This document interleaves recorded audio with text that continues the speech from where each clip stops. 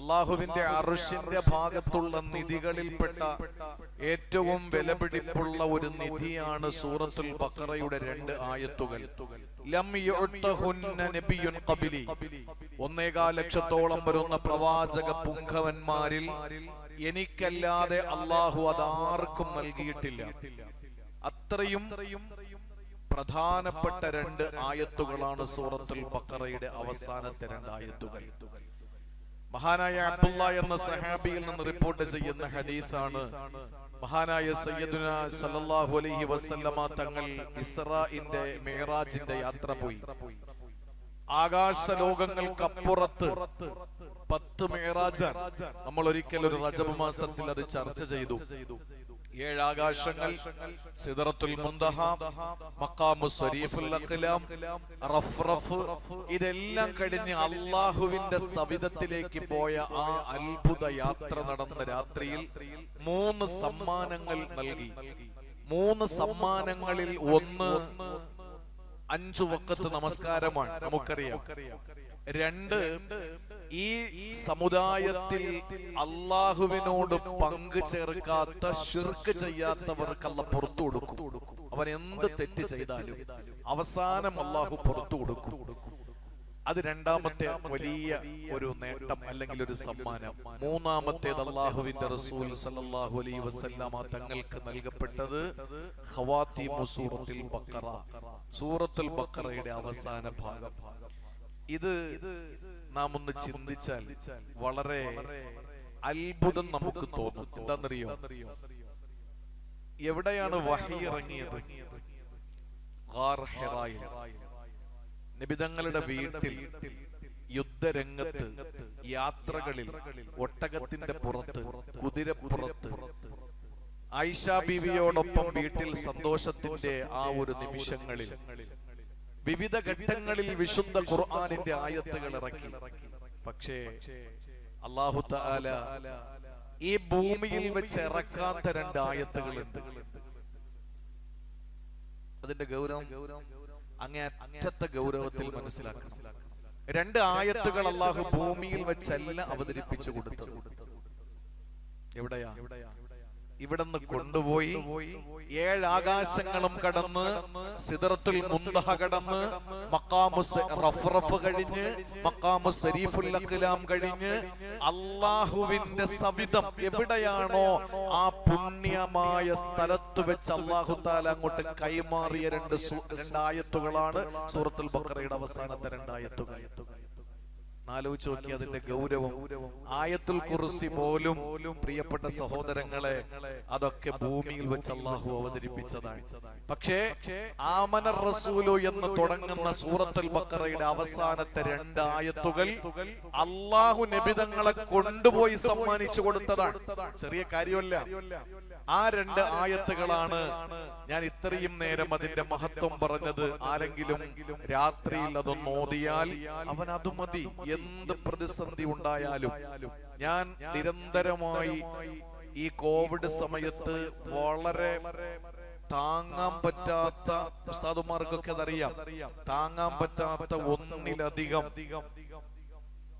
വളരെ ഗുരുതരമായ പ്രതിസന്ധികൾ നേരിടേണ്ടി വന്നു. 1 മാസത്തിന്റെ ഉള്ളിൽ വീട്ടിൽ 3 സർജറി നടക്കുന്ന ഒരു സാഹചര്യം. അതുപോലെ ഒരുപാട് പ്രതിസന്ധികൾ അള്ളാന്റെ തൗഫീഖ് കൊണ്ട് ഒരു മഖ്ലൂക്കിന്റെ മുന്നിലും പറയേണ്ട ഒരവസ്ഥ വന്നിട്ടില്ല. ദുആരക്കാൻ വേണ്ടി ഉസ്താദുമാരോടൊക്കെ പറഞ്ഞിട്ടുണ്ട്. എന്റെ അഭിവന്ദനായ ഗുരുനാഥൻ ശൈഖുന, തെന്നിന്ത്യയിലെ അറിയപ്പെടുന്ന ആദരണീയനായ മഹാനായ വലിയായി ഇന്ന് ജീവിച്ചിരിക്കുന്ന മഹാപണ്ഡിതൻ, ബഹുമാനപ്പെട്ട അതിരാംപട്ടണം അല്ലെങ്കിൽ ആറ്റാശ്ശേരി മമ്മിക്കുട്ടി ഹസ്രത്ത്, അല്ലാഹു ദീർഘായുസ്സ് കൊടുത്ത് അനുഗ്രഹിക്കുമാറാവട്ടെ. ഉസ്താദ് അവർകൾ ഈ വിവരം അറിഞ്ഞുകൊണ്ട് എന്നോട് പറഞ്ഞത്, എന്നാണോ എന്നെ കണ്ടുമുട്ടുന്നത് അതുവരെയും രാത്രി 7 ആമന റസൂല് ഓതാതെ കിടക്കരുത്. വർഷം എത്രയായി? ഉസ്താദിനെ ഇതിനിടയിൽ പലതവണ കണ്ടു. എന്നോട് ഇനി മതി എന്ന് പറയാത്തിടത്തോളം ഞാൻ അങ്ങോട്ട് നിർത്തട്ടെ എന്ന് ചോദിച്ചിട്ടുമില്ല. ഇന്നലത്തെ രാത്രി വരെ ഞാൻ എന്റെ ജീവിതത്തിൽ മുടക്കിയിട്ടുമില്ല. ഇന്നലത്തെ രാത്രി. ഇന്ന് മരിച്ചില്ലെങ്കിൽ ഇൻഷാ അല്ലാഹ് ഞാൻ ഓതാതെ അത് കിടക്കുകയില്ല. 7 പ്രാവശ്യം ആമന റസൂലു. അതിനുശേഷം വലിയ പ്രതിസന്ധികളൊന്നും അല്ലാഹു തന്നിട്ടില്ല. നമുക്കത് മതിയായതാണ്. നമ്മൾ ആരാ പ്രിയപ്പെട്ടവരെ? ആമന റസൂലിന്റെ ആളുകളല്ലേ, ആമന റസൂലുള്ള ആളുകളല്ലേ നമ്മൾ ആരെയാ പേടിക്കുക? എന്തിന്റെ പേരിലാണ് നമ്മൾ സങ്കടപ്പെടുക? എന്താ നമുക്ക് നഷ്ടം? ആമന റസൂലു അള്ളാഹു കനിഞ്ഞരുളിയ ഒരു സമുദായത്തിന് എന്ത് നഷ്ടമാണ്? എന്താണ് അവർക്ക് പേടിക്കാനുള്ളത്? എന്താ ഈ ആമന റസൂൽ എന്ന് പറഞ്ഞ ചെറിയ കാര്യമാണോ? അല്ല വിളിച്ചു കൊണ്ടുപോയി ഖുർആനിന്റെ ഇജാസ് എന്താ? ഖുർആനിന്റെ അമാനുഷികത എന്താ? ഖുർആനിന്റെ മാസ്മരികത എന്താ? ആ ഖുർആനിന്റെ മാസ്മരികത നാം വാനോളം പുകഴ്ത്തി പറയുമ്പോഴും അള്ളാഹുവിന്റെ ഖുർആൻ ഭൂമിയിൽ അവതരിപ്പിക്കപ്പെട്ടുകൊണ്ടേയിരിക്കുന്നു. പക്ഷെ 2 ആയത്തുകൾ അള്ളാഹു അവന്റെ പ്രിയപ്പെട്ട ഹബീബിനെ അവിടുത്തെ തിരുസവിധത്തിലേക്ക് കൊണ്ടുപോയി സമ്മാനിച്ചു കൊടുക്കുന്ന അത്രയും വലിയ ഗൗരവമാണ് ഈ 2 ആയത്തുകൾക്കുള്ളത്. അതുകൊണ്ട് വേറെ ഒരു നബിമാർക്കും അല്ല കൊടുക്കാത്തത്. ആ രാത്രി ഓതിയാൽ അവനത് മതിയെന്ന് അല്ലാഹുവിന്റെ ഹബീബ് സല്ലല്ലാഹു അലൈഹി വസല്ലം തങ്ങളെ പഠിപ്പിച്ചത്. അർശിന്റെ താഴ്ഭാഗത്തെ നിധിയിൽ നിന്ന് അല്ലാഹുവിന്റെ റസൂൽ സല്ലല്ലാഹു അലൈഹി വസല്ലം തങ്ങൾക്ക് സമ്മാനിച്ചത് തീരുന്നില്ല. നുഅ്മാൻ ഇബ്നു ബഷീർ റളിയല്ലാഹു അൻഹു റിപ്പോർട്ട് ചെയ്യുന്ന ഒരു ഹദീസും കൂടെ പറഞ്ഞിട്ട് ഞാൻ ആ ദുആയിലേക്ക് വരാം. അല്ലാഹു തആല ഒരു കിതാബ് എഴുതി, അല്ലാഹു ഒരു എഴുത്തെഴുതി. എപ്പോഴാണ്? ഖബ്ല അൻ യഖ്ലുഖസ് സമാവാതി വൽ അർള ബി അൽഫൈ ആം. ആകാശഭൂമികളെ സംവിധാനിക്കുന്നതിന് 2000 വർഷങ്ങൾക്ക് മുമ്പ്, 2 സഹസ്രാബ്ദങ്ങൾക്ക് മുമ്പ്, 2000 വർഷങ്ങൾക്ക് മുമ്പ്, ആകാശവും ഭൂമിയും സൃഷ്ടിക്കുന്നതിന് 2000 വർഷങ്ങൾക്ക് മുമ്പ് അല്ലാഹു തആല കതബ കിതാബൻ, അല്ലാഹു ഒരു രേഖ എഴുതി. ഇബ്നു കസീറിലുണ്ട്. ലോകത്ത് മുജാഹിദും അംഗീകരിക്കും, ജമാഅത്തും അംഗീകരിക്കും, തബ്ലീഗും അംഗീകരിക്കും, എപി ഇപി ഉപി എല്ലാം അംഗീകരിക്കുന്ന, ലോകത്ത് മുഴുവൻ മുസ്ലിമീങ്ങളും അംഗീകരിക്കുന്ന പരിശുദ്ധമായ ഗ്രന്ഥം തഫ്സീർ ഇബ്നു കസീർ റഹിമഹുള്ളയുടെ തഫ്സീർ. അതിനകത്ത് വളരെ വ്യക്തമായി രേഖപ്പെടുത്തിയിട്ടുള്ള ഒരു വലിയ സംഭവമാണ്. ആകാശഭൂമികളെ സൃഷ്ടിക്കുന്നതിന് 2000 വർഷങ്ങൾക്ക് മുമ്പ് അല്ലാഹു തആല ഒരു എഴുത്തെഴുതി. ഉൻസില മിൻഹു ആയത്തൈൻ. അതിൽ നിന്ന് 2 ആയത്തുകളെ അല്ലാഹു തആല ഇറക്കി അവതരിപ്പിച്ചു. എന്നിട്ട് ഖുത്തിമ ബിഹിമാ സൂറത്തുൽ ബഖറ. എന്നിട്ട് സൂറത്തുൽ ബഖറയുടെ എൻഡായി, പിൻകുറിയായി അല്ലാഹു തആല ഫിറ്റ് ചെയ്തു. വലാ യഖറഉ ബിഹിന്ന ഫീ ദാരിൻ 3 ലയാൽ. 3 രാത്രി തുടർച്ചയായിട്ട് ഈ 2 ആയത്തുകൾ ഓതുന്ന വീട് ഫയുഖിറു ബിഹാ ശൈത്താൻ. ആ വീട്ടിൽ പിന്നെ ശൈത്താൻ ഉണ്ടാകൂല എന്ന് നബി മുഹമ്മദ് മുസ്തഫ സല്ലല്ലാഹു അലൈഹി വസല്ലമ തങ്ങൾ സഹാബി നുഅ്മാൻ ഇബ്നു ബഷീർ റളിയല്ലാഹു അൻഹു. സഹോദരങ്ങളെ, 3 രാത്രി തുടർച്ചയായിട്ട് ഈ 2 ആയത്ത് ഏത് വീട്ടിൽ ഓതുവോ ശൈത്താൻ ഉണ്ടാവൂല. പേടിയാ. ആ ആയത്താണ്, 2 ആയത്തുകളാണ് നമുക്ക് 6ാമത്തെ ദുആ ആയി നമുക്ക് പഠിക്കാനുള്ളത്. ഒന്ന് ഞാൻ ചുരുക്കി പറയാം, എല്ലാരും കാണാതെ പഠിക്കണം അത്. ربنا لا تؤاخذنا إن نسينا أو أخطأنا ربنا ولا تحمل علينا إصرا كما حملته علينا على الذين من قبلنا ربنا ولا تحملنا ما لا طاقة لنا به واعف عنا واغفر لنا وارحمنا أنت مولانا فانصرنا على القوم الكافرين. ഇതാണ് ആ ദുആ. ആമന റസൂലു എന്ന് തുടങ്ങിയിട്ട് ഇങ്ങോട്ട് പറയുന്ന അതിൽ ദുആ ഈ ഭാഗം മാത്രമാണ്. എന്താ ഈ ദുആയുടെ അർത്ഥം? 3 ഘടകങ്ങളായിട്ട് 7 ദുആകൾ ഇതിനകത്തുണ്ട്. അത് മനസ്സിലാക്കണം. ഒന്ന്, റബ്ബനാ ലാ തുആഖിദ്നാ ഇൻ നസീനാ ഔ അഖ്തഅനാ. പടച്ചവനെ, ഞാൻ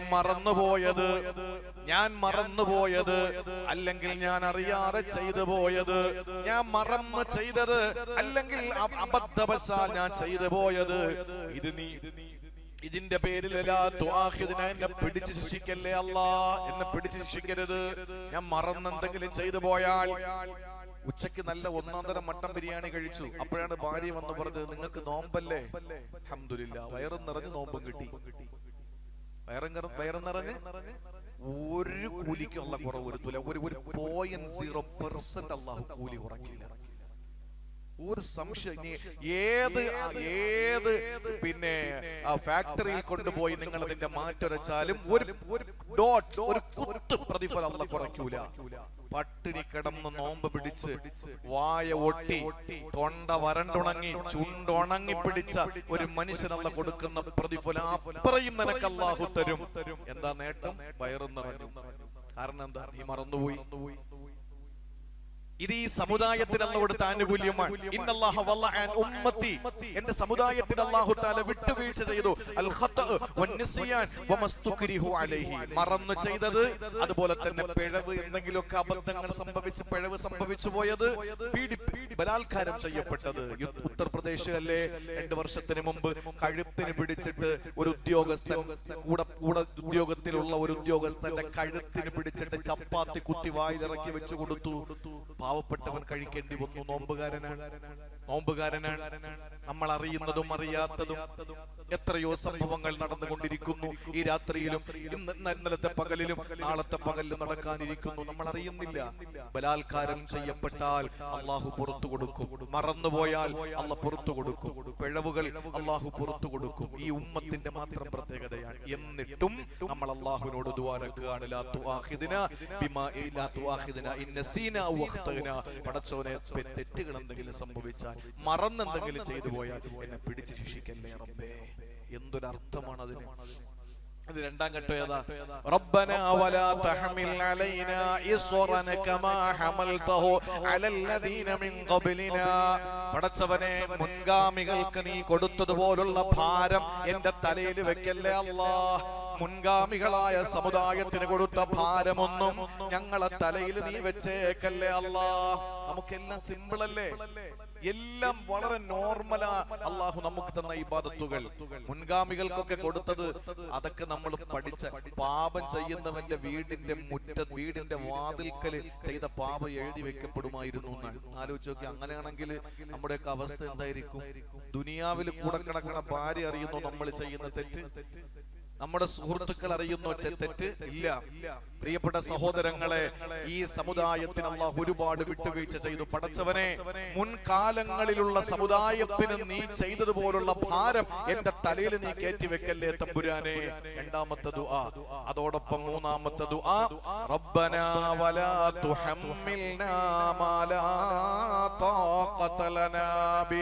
എനിക്ക് താങ്ങാൻ പറ്റാത്തതൊന്നും നീ എനിക്ക് തരല്ലേ തമ്പുരാനെ. എനിക്ക് താങ്ങാൻ പറ്റാത്ത ഒരു പരീക്ഷണങ്ങളും എനിക്ക് തരല്ലേ അല്ലാഹ്. പൊന്നുമോള് ഫാത്തിമത്ത് സഹറ റളിയല്ലാഹു അൻഹയോട് നബി സല്ലല്ലാഹു അലൈഹി വസല്ലം തങ്ങൾ പറഞ്ഞ ഒരു ദുആ ഉണ്ട്. എല്ലാം കൂടെ ഞാൻ കൂട്ടിക്കുഴയ്ക്കുന്നില്ല. രാവിലെയും വൈകുന്നേരം മോളെ നീ ദുആ റക്കണം. യാ ഹയ്യു യാ ഖയ്യൂം ബിറഹ്മതിക അസ്തഗീസ് അസ്ലിഹ് ലി ശഅനി കുല്ല വലാ തക്കിൽനി ഇലാ നഫ്സി തർഫത ഐൻ. കണ്ണിമ വെട്ടുന്ന സമയം പടച്ചോനെ എന്റെ കാര്യങ്ങൾ എന്നെ ഏൽപ്പിക്കല്ലേ അല്ലാഹ്. നമ്മൾ എപ്പോഴും ദുആ റക്കണം, റബ്ബേ എന്നെ ഒന്നും ഏൽപ്പിക്കരുത്, നീ എന്നെ എല്ലാം നോക്കിക്കൊള്ളാം, എന്നെ ഒരു കാര്യവും എന്റെ കാര്യങ്ങൾ ഏൽപ്പിക്കരുതെന്ന് എപ്പോഴും ദുആ റക്കണം. മലയാളത്തിലോ ഇംഗ്ലീഷിലോ ഉറുദുവിലോ ഒക്കെ ദുആ റക്കണം, തമിഴിലോ അറബിയിലോ ഒക്കെ ദുആ റക്കണം. എന്താ കാര്യം എന്നറിയോ? ഏതെങ്കിലും ഒരു കാര്യം അല്ലാഹ് നമ്മളെ ഏൽപ്പിച്ച തീർന്നു. എന്നാ നീ നിന്റെ കാര്യം നോക്കിക്കോ എന്ന് പറഞ്ഞാൽ തീർന്നില്ലേ സഹോദരങ്ങളെ? നമുക്ക് കഴിയാത്തതൊന്നും നമ്മുടെ തലയിൽ വെക്കല്ലേ. വലാ തുഹമ്മിൽനാ മാ ലാ താഖത ലനാ ബി. പടച്ചോനെ, കഴിയാത്തതൊന്നും ഞങ്ങൾക്ക് നീ തരല്ലേ തമ്പുരാനെ. മൂന്നാമത്തെ ദുആ അതാണ്. നാലാമത്തേത് വഅഫു അന്നാ. അല്ലാഹുവുമായി ബന്ധപ്പെട്ടത് പുറത്ത് മാപ്പാക്കണം. ജനങ്ങളുമായിട്ട് ബന്ധപ്പെട്ട ഹുഖൂഖുൽ ആദം, മനുഷ്യരുമായി ബന്ധപ്പെട്ട പാപങ്ങൾ നീ പൊറുക്കണം തമ്പുരാനെ. അല്ലാഹുവേ, ഇനി ഒരിക്കലും ഞങ്ങൾ തെറ്റ് ചെയ്യാത്ത നിലയിൽ ഞങ്ങളോട് കരുണ കാണിക്കണം. ഇനി ഭാവിയിൽ ഞങ്ങൾ ഇതിലൊന്നും നീ പെടുത്തി കളയല്ല തമ്പുരാനെ. അൻത മൗലാനാ, നീയാണ് ഞങ്ങളുടെ മൗല, നീയാണ് ഞങ്ങളുടെ എല്ലാം, നീയാണ് ഞങ്ങളുടെ സംരക്ഷകൻ, നീയാണ് ഞങ്ങളുടെ നേതാവ്, നീയാണ് ഞങ്ങളുടെ സംവിധായകൻ, നീയാണ് ഞങ്ങളുടെ സംഹാരകൻ, നീയാണ് ഞങ്ങളുടെ എല്ലാം. പടച്ചവനെ, ഫൻസുർനാ അലൽ ഖൗമിൽ കാഫിരീൻ. തെമ്മാടികളിൽ നിന്ന് ഞങ്ങളെ നീ സഹായിക്കണം. തെമ്മാടികൾ കൂട്ടത്തിൽ അല്ലാഹുവേ ഞങ്ങൾക്ക് പിടിച്ചു നിൽക്കാനുള്ള ആഫിയത്തും താഖത്തും ഹിമ്മത്തും നീ ഞങ്ങൾക്ക് തരണമെന്നുള്ള ദുആ. എന്റെ പ്രിയപ്പെട്ട സഹോദരങ്ങളെ, വലിയ അർത്ഥവത്തായ ഈ ദുആ, അർത്ഥം വീണ്ടും ചോദിച്ചാൽ വീണ്ടും പറഞ്ഞു തരാൻ ഉസ്താദുമാരുണ്ട്, എല്ലാവർക്കും അറിയുന്നതാണ്.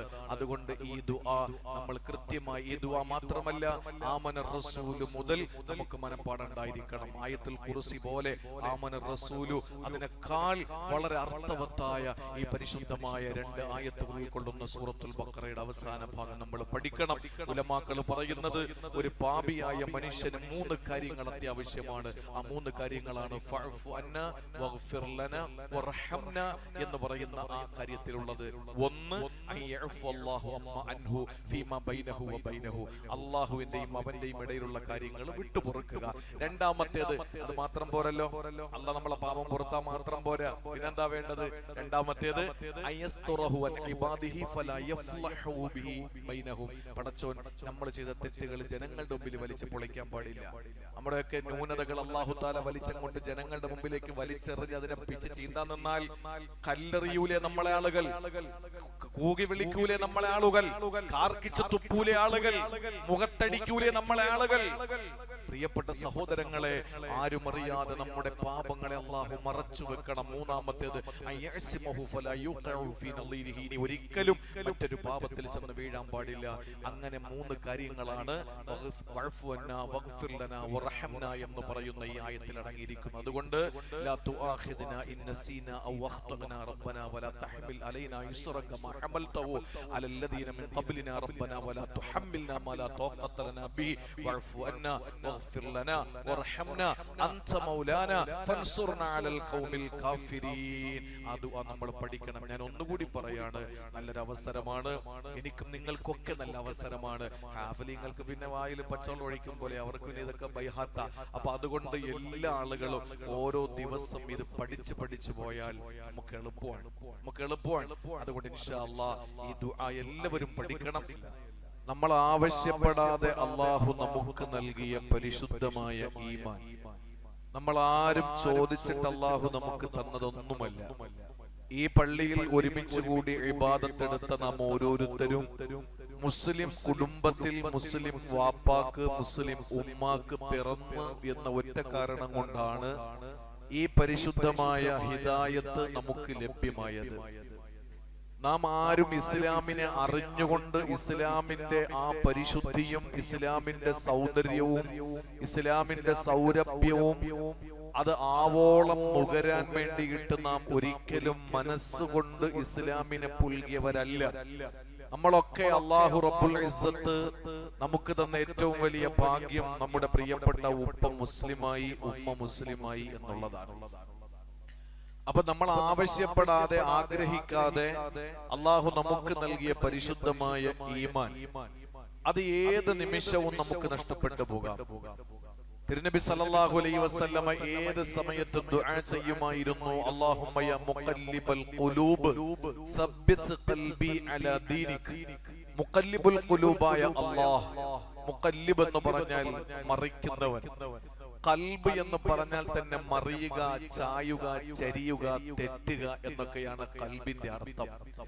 ഖൽബ് എന്ന് പറഞ്ഞാൽ അതിന്റെ അർത്ഥം തെറ്റിപ്പോവുക, ചെരിയുക, നീങ്ങുക, മറിയുക, മാറുക എന്നൊക്കെയാണ് അതിന്റെ അർത്ഥം. ഖലബ എന്ന് പറഞ്ഞാൽ അങ്ങനെയാണ്. യാ മുഖല്ലിബൽ ഖുലൂബ്, ഹൃദയങ്ങളെ മാറ്റിമറിക്കുന്ന തമ്പുരാനെ, സബ്ബിത്, നീ അടിയുറപ്പിച്ച് നിർത്തണം, ഖൽബി, എന്റെ ഹൃദയത്തെ, അലാ ദീനിക, നിന്റെ പരിശുദ്ധ ഇസ്ലാമിലായിട്ട്. എപ്പോഴും ഇത് ദുആരക്കുന്നത് കേട്ടിട്ട് ഉമ്മു സലമത്ത് റളിയല്ലാഹു അൻഹാ നബി സല്ലല്ലാഹു അലൈഹി വസല്ലമ തങ്ങളോട് ചോദിച്ചു, യാ റസൂലല്ലാഹ്, ഇന്നൽ ഖൽബ ലയതഖല്ലബു, ഖൽബ് മറിയോ, ഖൽബ് തെറ്റിപ്പോകുമോ? എപ്പോഴും നിങ്ങൾ ഇങ്ങനെ ദുആരക്കുന്നല്ലോ, ഖൽബുകളെ തെറ്റിക്കുന്നവനെ, എന്റെ ഖൽബിനെ നീ ഇസ്ലാമിൽ അടിയുറച്ച് നിർത്തണമെന്ന് അങ്ങ് എപ്പോഴും ദുആരക്കുമല്ലോ. ഞാൻ ചോദിക്കുന്നത്, ഇന്നൽ ഖൽബ ലയതഖല്ലബു യാ റസൂലല്ലാഹ്, അല്ലാഹുവിന്റെ തിരുദൂതരെ, ഒരു മനുഷ്യന്റെ ഹൃദയം ചരിയുകയും ചായുകയും ഒക്കെ ചെയ്യോ? ആ സമയത്ത് മഹാനായ നബി സല്ലല്ലാഹു അലൈഹി വസല്ലം തങ്ങൾ പറഞ്ഞു, ഓരോ മനുഷ്യന്റെയും ഹൃദയം, ഇരിക്കുന്ന ഓരോരുത്തരുടെയും, നമ്മൾ ഓരോരുത്തരുടെയും ഹൃദയം ബൈന ഇസ്ബഅൈനി മിൻ അസാബിഇർ റഹ്മാൻ, കാരുണ്യവാനായ പടച്ചവന്റെ 2 വിരലിനിടയിലാണ് ഇരിക്കുന്നത്. ഈ 2 വിരലുകളുടെ ഇടയിൽ അള്ളാഹ്ക്ക് വിരലുണ്ടോ? ഇല്ല. അറിയാം. പക്ഷേ മനസ്സിലാക്കാൻ വേണ്ടിയിട്ട് നമ്മളോട് പറയാണ്, അള്ളാഹുവിന്റെ രണ്ട് വിരലുകളുടെ ഇടയിലാണ് ഓരോ മനുഷ്യന്റെ കൽബും. ഒന്ന് സങ്കല്പിച്ചു നോക്കിയേ, രണ്ട് വിരലുകളുടെ ഇടയിൽ നമ്മൾ ഇങ്ങനെ തട്ടിക്കളിക്കുന്ന ആ ഒരു അവസ്ഥ. ഓരോ മനുഷ്യന്റെ കൽബും അള്ളാഹുവിന്റെ വിരലുകളുടെ രണ്ട് വിരലിനിടയിലാണുള്ളത്. എന്നിട്ട് അല്ലാഹുവിന്റെ റസൂൽ പറഞ്ഞു, ഇൻഷാ അഖാമഹ, അല്ലാഹു ഉദ്ദേശിക്കുകയാണെങ്കിൽ അത് അങ്ങനെ അങ്ങ് അടിയുറച്ച് നിർത്തും. വ ഇൻഷാ അസാഗഹ, അല്ലാഹു ഉദ്ദേശിക്കുകയാണെങ്കിൽ തെറ്റിച്ച് കളയുകയും ചെയ്യും. എപ്പോഴാ അങ്ങോട്ട് ചാടുന്നത് എപ്പോഴാ ഇങ്ങോട്ട് ചാടുന്നതെന്നും പറയാൻ പറ്റൂല. അതുകൊണ്ട് എപ്പോഴും റസൂലുള്ളാഹി തങ്ങളുടെ ദുആ, എന്റെ ഖൽബിനെ നീ ഉറപ്പിച്ചു നിർത്തണേ എന്നായിരുന്നു. എന്നാ കേക്കോ എന്റെ പ്രിയപ്പെട്ട സഹോദരങ്ങളെ, സൂറത്തു ആലി ഇംറാനിലെ 8-ാമത്തെ ആയത്ത്, നമ്മൾ ഓതി വെച്ച ആയത്ത്, നമ്മൾ പറഞ്ഞു വന്നതിന്റെ തുടർച്ചയെന്നോണം നമുക്ക് പഠിക്കാനുള്ള ദുആ, റബ്ബനാ ലാ തുസിഗ് ഖുലൂബനാ ബഅദ ഇദ് ഹദൈതനാ വഹബ് ലനാ മിൻ ലദുൻക റഹ്മ ഇന്നക അൻതൽ വഹ്ഹാബ്. ഞങ്ങളുടെ രക്ഷിതാവേ, ലാ തുസിഗ് ഖുലൂബനാ, ഞങ്ങളുടെ ഹൃദയത്തെ നീ തെറ്റിച്ച് കളയല്ലേ. ബഅദ ഇദ് ഹദൈതനാ, ഞങ്ങൾക്ക് ഹിദായത്ത് തന്നതിന് ശേഷം, ഇപ്പൊ നമ്മൾ ഹിദായത്തിലാണ്, ഈ ഹിദായത്ത് ഞങ്ങൾക്ക് നൽകിയതിന് ശേഷം ഞങ്ങളുടെ ഖൽബുകളെ നീ തെറ്റിച്ച് കളയല്ലേ തമ്പുരാനെ. ഇന്നക അൻതൽ വഹ്ഹാബ്, റബ്ബനാ ഹബ് ലനാ ربنا لا تزغ قلوبنا بعد إذ هديتنا وهب لنا من لدنك رحمة وهب لنا من لدنك رحمة. പടച്ചവനെ, നിന്നിൽ നിന്ന് കാരുണ്യത്തെ ഞങ്ങൾക്ക് ഓശാരമായി തരണേ അല്ലാഹ്. ഇന്നക അൻതൽ വഹാബ്, നീ ഏറ്റവും വലിയ ഓശാരം നൽകുന്നവനാണ്, ഏറ്റവും വലിയ ഔദാര്യവാനാണ് നീ. അതുകൊണ്ട് എനിക്ക് തരേണ്ടത് എന്റെ ഖൽബ് തെറ്റിച്ച് കളയരുത്, എന്നെ പിഴപ്പിച്ച് കളയരുത്. എന്റെ പ്രിയപ്പെട്ട സഹോദരങ്ങളെ, ഈ ദുആ കേവലം ഒരു നിസ്സാരമായ പ്രാർത്ഥനകളുടെ കൂട്ടത്തിൽ പെടുത്താനുള്ളതല്ല. എന്തുകൊണ്ടെന്ന് ചോദിച്ചാൽ, മഹാന്മാരായ അഇമ്മത്തുകൾ രേഖപ്പെടുത്തുന്ന ഒരു വലിയ സംഭവമുണ്ട്. ഉമ്മയുടെ കോലത്തില്, ഉമ്മാന്റെ കോലത്തില് പിശാച് മരിക്കുന്ന സമയത്ത് നമ്മ അടുത്ത് വരുമെന്നാണ്. ഉമ്മാടെ കോലത്തിൽ, വാപ്പാടെ കോലത്തിൽ പിശാച് വരുമെന്നാണ് കിതാബുകളിൽ കാണാൻ കഴിയാണ്. വാപ്പായുടെയും ഉമ്മയുടെയും കോലത്തിൽ വരും പിശാച് നമ്മുടെ അടുക്കൽ സക്കറാത്തിന്റെ ഹാലിൽ. ആ സമയത്ത് വാപ്പയുടെ കോലത്തിൽ വരുന്ന പിശാച് നമ്മളോട് പറയും, നീ മരിക്കുന്നെങ്കിൽ മോനെ, നീ യഹൂദിയായിട്ട് മരിക്കണം, മുസ്ലിമായിട്ട് മരിക്കരുത് എന്ന് നമ്മളോട് പറയും. ആര്? നമ്മൾ കാണുമ്പോ വാപ്പയാ പറയുന്നത്. ആ വാപ്പ നമ്മളോട് പറയാൻ. ആ സമയത്ത് നമ്മൾ വിചാരിക്കും, വാപ്പ നമ്മളെ ഏതെങ്കിലും കുഴിയിൽ തള്ളിയിടോ? വാപ്പ എത്ര കരുണയുള്ളവനാണ്. വാപ്പയല്ലേ എനിക്ക് അധ്വാനിച്ചെന്നെ പിന്നെ തീറ്റിപ്പൊറ്റിയത്, വാപ്പയല്ലേ ചോര നീരാക്കിയത്, ഈ വാപ്പയല്ലേ എന്നെ അദബ് പഠിപ്പിച്ചത്, ഈ വാപ്പയല്ലേ എന്നെ മര്യാദ പഠിപ്പിച്ചത്. അതുകൊണ്ട് വാപ്പ ഒരിക്കലും എന്നെ കുഴിയിൽ തള്ളിയിടില്ല. അതുകൊണ്ട് ഞാനിതാ യഹൂദിയായി മരിക്കുന്നു എന്ന് പറഞ്ഞൊരു മനുഷ്യന്റെ ഹിദായത്ത് മരിക്കുന്ന ആ സെക്കൻഡിൽ അവന്റെ ഹിദായത്ത് മറഞ്ഞു പോകാൻ സാധ്യതയുണ്ട് എന്ന് മഹാന്മാരായ അഇമ്മത്തുകൾ നമ്മെ പഠിപ്പിക്കുകയാണ്. പിശാചിന്റെ കോലത്തിൽ, പിശാച് ഉമ്മാടെ കോലത്തിൽ വരും. എന്നിട്ട് പറയും, മോനെ, നീ മരിക്കുന്നെങ്കിൽ ഒരു നസ്രാണിയായിട്ട് മരിക്കണം, ഒരു ക്രിസ്ത്യാനിയായിട്ട് മരിക്കണം, നീ മുസ്ലിമായിട്ട് മരിക്കരുത്. നിന്നോട് ഉമ്മയാ പറയുന്നത്. നൊന്തുപെറ്റ ഉമ്മ, വേദന സഹിച്ച ഉമ്മ, എന്റെ പ്രിയപ്പെട്ട ഉമ്മ. ആ ഉമ്മ ഒരിക്കലും ഒരു മകനെ കുഴിയിൽ തള്ളിയിടില്ലല്ലോ. അതുകൊണ്ട് ഉമ്മ പറയുന്നത് കേട്ടിട്ട് ചില ആളുകൾ നസ്രാണിയായി, ക്രിസ്ത്യാനിയായി, നസ്വാറയായി മരിച്ചു പോകാൻ സാധ്യതയുണ്ട്. അതുകൊണ്ട് ആ കിതാബിൽ പ്രത്യേകം രേഖപ്പെടുത്തിയിരിക്കുന്നു, നിന്റെ അടുക്കൽ ആ സമയത്ത് ജിബ്രീൽ അലൈഹിസ്സലാം വരണം. എന്നിട്ട് നിന്നോട് പറയണം, അത് നിന്റെ ഉപ്പയല്ല, നിന്റെ ഉമ്മയല്ല, അത് പിശാചാണ്. അതുകൊണ്ട് മോനെ, നീ മരിക്കുന്നെങ്കിൽ മുസ്ലിമായിട്ട് ഹനീഫൻ, ഇർജുമാനസനായി, അങ്ങോട്ടും ഇങ്ങോട്ടും ചായാതെ ചരിയാതെ നീ ഏറ്റവും ഉത്കൃഷ്ടമായ നിലയിൽ മരിക്കണമെന്ന് ജിബ്രീൽ അലൈഹിസ്സലാം നമ്മളോട് പറയണമെങ്കിൽ നമ്മൾ ഈ ദുആ ആവർത്തിച്ചു കൊണ്ടേ ഇരിക്കണമെന്ന് ആ കിതാബിൽ നമുക്ക് കാണാൻ കഴിയുന്നു. ഒരിക്കലും നമ്മൾ വിട്ടുപോകരുത്. റബ്ബന ലാ തുസ്ഗ ഖുലൂബന ബഅദ ഇദ് ഹദൈതന വഹബ് ലനാ മിൻ ലദുൻക റഹ്മതൻ ഇന്നക അൻതൽ വഹാബ്. അല്ലാഹുവേ, നീ ഏറ്റവും വലിയ ഔദാര്യവാനാ. നീ എനിക്ക് ഔദാര്യം ഓശാരമായി തരണം. എനിക്ക് കിട്ടേണ്ട ഏറ്റവും വലിയ ഔദാര്യം എന്നത് എന്റെ ഖൽബിനെ തെറ്റിച്ചു കളയരുത്. ഹിദായത്ത് തന്നതിന് ശേഷം നീ എന്നെ പിഴപ്പിക്കരുത് എന്ന ദുആയാണ്. ഒരു മനുഷ്യൻ മരിക്കാൻ കിടക്കുകയാണ്. സാധാരണക്കാരനായ മനുഷ്യനല്ല. നൂറുകണക്കിന് പണ്ഡിതന്മാരുടെ അഭിവന്ദനായ ഗുരുവര്യർ, ആയിരക്കണക്കിന് അള്ളാഹുവിന്റെ ദീൻ പഠിച്ച ഒരു സമൂഹത്തിന്റെ ആദരണീയനായ പണ്ഡിതൻ, അദ്ദേഹം മരിക്കാൻ നടക്കുകയാണ്. അദ്ദേഹം സക്കരിയ റളിയല്ലാഹു തആല അൻഹു എന്നാണ് അദ്ദേഹത്തിന്റെ പേര്. അദ്ദേഹം മരിക്കാൻ നേരത്ത് അദ്ദേഹം തന്റെ ശിഷ്യന്മാരോടൊക്കെ പറയാറുള്ളത്, മരിക്കുന്നെങ്കിൽ മുസ്ലിമായിട്ട് മരിക്കണം, കെലിമ ചൊല്ലി മരിക്കണം. സക്കറാത്തിന്റെ ഹാലില് നിങ്ങൾ ശ്രദ്ധിച്ച് കേൾക്കണം. സക്കറാത്തിന്റെ ഹാലില് ശിഷ്യന്മാരെല്ലാവരും അടുത്തുകൂടിയിട്ട് ഉസ്താദിനോട് പറഞ്ഞു, ഖുൽ ലാ ഇലാഹ ഇല്ലല്ലാഹ്. ആ സമയത്ത് ഉസ്താദ് എന്ത് ചെയ്തെന്നറിയോ? ഇടതുഭാഗത്ത് നിന്ന് ശിഷ്യന്മാര് ലാ ഇലാഹ ഇല്ലല്ലാഹ് എന്ന കെലിമത്ത് പറഞ്ഞപ്പോ ഉസ്താദ് വലത്തോട്ട് തലതിരിച്ചു കളഞ്ഞു. ആയിരക്കണക്കിന് പണ്ഡിതന്മാരുടെ ഗുരുവര്യൻ ശിഷ്യന്മാര് ഓടി വലതുഭാഗത്ത് വന്നു. ഖുൽ ലാ ഇലാഹ ഇല്ലല്ലാഹ്. ഉസ്താദ് ഇടത്തോട്ട് തലതിരിച്ചു കളഞ്ഞു. അവസാനം ഇടത്തും വലത്തും നിന്ന് ശിഷ്യന്മാര് പറഞ്ഞു, ഖുൽ ലാ ഇലാഹ ഇല്ലല്ലാഹ്. ആ സമയത്ത് ഉസ്താദ് ചുണ്ടനക്കി. എന്താണ് ആ ഉസ്താദ് പറയുന്നതെന്നറിയാൻ വേണ്ടി കാതുകൾ തങ്ങളുടെ ചുണ്ടിനോട് ചേർത്ത് വെക്കുമ്പോ ഉസ്താദ് പറയുന്നത്, ലാ അദ്രി ഹകദാ. ഞാൻ അങ്ങനെ പറയൂല. കലിമ പറയാൻ പഠിപ്പിച്ച ഉസ്താദ്, കലിമ പറയാതെ മരിക്കരുതെന്ന് തന്റെ ശിഷ്യന്മാരെ പ്രേരിപ്പിച്ച ഉസ്താദ്, സക്കറാത്തിന്റെ ഹാലിൽ വലത്തോട്ടും ഇടത്തോട്ടും തലതിരിച്ചിട്ട് ശിഷ്യന്മാര് ഉറക്കെ പറഞ്ഞു, ഖുൽ ലാ ഇലാഹ ഇല്ലല്ലാഹ്. ആ സമയത്ത് ഉസ്താദ് പറയുന്നില്ല, അദ്രി ഹകദാ, ഞാൻ അങ്ങനെ പറയൂല. സഹോദരങ്ങളെ, പലരും മോഹാലസ്യപ്പെട്ടു വീണു, പലരും ബോധം കെട്ടു വീണു. എന്തായി പറയുന്നത് ഉസ്താദ്? കുറെ നേരം കഴിഞ്ഞ് അദ്ദേഹം ബോധക്ഷയത്തിൽ നിന്ന് തിരികെ വന്നു. അദ്ദേഹത്തോട് ചോദിച്ചു, ഉസ്താദേ, എന്താ പറ്റിയത് നിങ്ങൾക്ക്?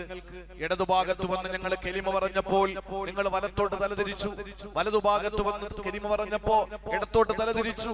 എന്തു പറ്റി നിങ്ങൾക്ക്? അവസാനം ഞങ്ങൾ കെലിമ ഉറക്കെ പറയാൻ പറഞ്ഞപ്പോൾ ഒരിക്കലും ഞാൻ അങ്ങനെ പറയില്ല എന്ന് പറഞ്ഞത് എന്തിന്റെ അടിസ്ഥാനത്തിലാണെന്ന് ചോദിച്ചപ്പോൾ ഉസ്താദ് പറഞ്ഞു, നിങ്ങൾ ഇതല്ലേ കണ്ടോളൂ, പക്ഷെ നിങ്ങൾ കാണാത്ത ഒരു രംഗം ഞാൻ കണ്ടു. ഞാൻ ഇടതുഭാഗത്തേക്ക് ഇങ്ങനെ തലതിരിച്ച് കിടക്കുമ്പോൾ എനിക്ക് വല്ലാത്ത ദാഹം. ആ സമയത്ത് നല്ല വെളുത്ത ദാടിയുള്ള, നിസ്കാരത്തഴമ്പുള്ള, കാണാൻ മുഖത്ത് പ്രകാശത്തിന്റെ പ്രോജ്വലതയുള്ള ഒരു വൃദ്ധനായ മനുഷ്യൻ കയ്യിൽ കുറച്ച് തണുത്ത വെള്ളവുമായി നിൽക്കുന്നുണ്ട്. എനിക്ക് വല്ലാത്ത ദാഹമാണ്. ആ സമയത്ത് എന്നോട് ചോദിച്ചു, വെള്ളം വേണോ സക്കരിയ, വെള്ളം വേണോ? ആ സമയത്ത് ഞാൻ പറഞ്ഞു, വേണം. ആ സമയത്ത് എന്നോട് പറഞ്ഞു, എന്നാ പറ ഖുൽ ഈസ ഇബ്നുല്ലാഹ്, ഈസ അല്ലാഹുവിന്റെ മോനാണെന്നൊന്ന് പറ, വെള്ളം തരാം. ഈസ അല്ലാഹുവിന്റെ മോനാണെന്നൊന്ന് പറ, വെള്ളം തരാം. ഞാൻ വലത്തോട്ട് തലതിരിച്ചു കളഞ്ഞു. എനിക്കറിയാമെന്നത് പിശാചാണ്. വീണ്ടും എന്റെ വലതുഭാഗത്ത് വന്നു. എന്നിട്ട് പറഞ്ഞു, വെള്ളം വേണോ? ഞാൻ പറഞ്ഞു, വെള്ളം വേണം. എന്നാ പറ ഖുൽ ഉസൈർ ഇബ്നുല്ലാഹ്, ഉസൈർ നബി അല്ലാഹുവിന്റെ മോനാണെന്നൊന്ന് പറ. ഈസ അല്ലാഹുവിന്റെ മോനാണെന്ന് പറയണ്ട, ഉസൈർ അല്ലാഹുവിന്റെ മോനാണെന്നൊന്ന് പറ. ആ സമയത്ത് ഞാൻ വീണ്ടും ഇടത്തോട്ട് തലതിരിച്ചു. ആ സമയത്ത് എന്റെ മുന്നിൽ വന്നിട്ട് വെള്ളം ഇങ്ങനെ നീട്ടിപ്പിടിച്ചിട്ട്, കൂജ എന്റെ മുന്നിലേക്ക് നീട്ടിപ്പിടിച്ചിട്ട് എന്നോട് ചോദിച്ചു, വെള്ളം വേണോ? ആ സമയത്ത് ഞാൻ പറഞ്ഞു, വെള്ളം വേണം. എന്നാ ഞാൻ പറഞ്ഞതൊന്ന് പറ. ആ സമയത്ത് ഞാൻ പിശാചിന്റെ മുഖത്ത് നോക്കിയിട്ടാണ് പറഞ്ഞത്, ലാ അഖൂലു ഹകദാ, എന്നങ്ങനെ പറയാൻ കിട്ടൂല, ഞാൻ അങ്ങനെ പറയൂല എന്ന് പറഞ്ഞത്. നിങ്ങൾ പറഞ്ഞ കെലിമയ്ക്ക് മറുപടിയല്ല, മറിച്ച് പിശാചിനോട് വെള്ളത്തിന് പകരമായിട്ട് കുഫ്രിയത്തിന്റെ വാചകം പറയാൻ ആവശ്യപ്പെട്ടപ്പോൾ അതിന് പകരം ഞാൻ പറഞ്ഞതാണ് ലാ അഖൂലു ഹകദാ. ദാഹമൗത്തത് കൂട്ടിടും, ഇബ്ലീസ് കൂസിനെ കാട്ടിടും, നേരം ലഈനവനാട്ടുവാൻ തുണയേകണേ യാ റബ്ബനാ. എന്താ അർത്ഥം?